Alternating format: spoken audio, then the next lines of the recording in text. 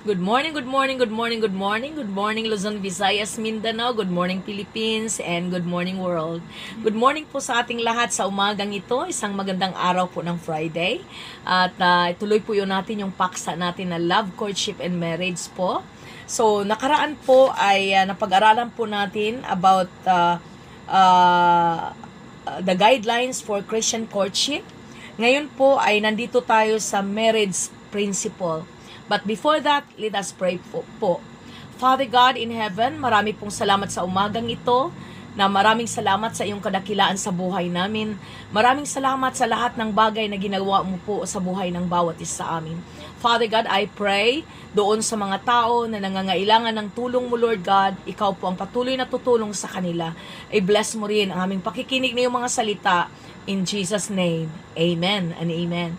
So mga kapatid, sa umagang ito, tuloy tayo. So ang text natin ay makikita pa rin doon sa 1 Corinthians chapter 13 verse 4. Nang sabi doon, love is patient and kind. Love does not envy or boast. It is not arrogant. Okay? So, dito tayo sa marriage principle. So, sa marriage principle po, number 1 po is about commitment and selflessness. So, kaya nga, pag hindi ka pa ready, as I said yesterday, huwag ka talagang pumasok sa buhay pag-aasawa. Kasi bakit?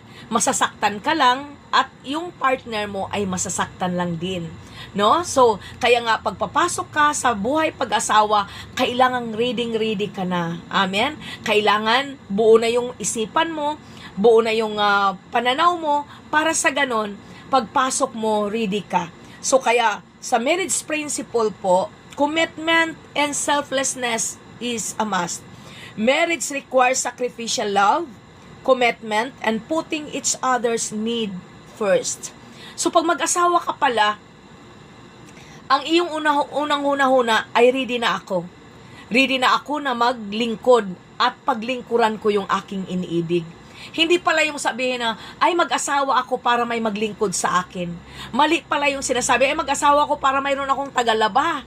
Ay mag-asawa pala ako para mayroon tagaluto. Ay mag-asawa pala ako para mayroon akong kasama at katabi sa bed.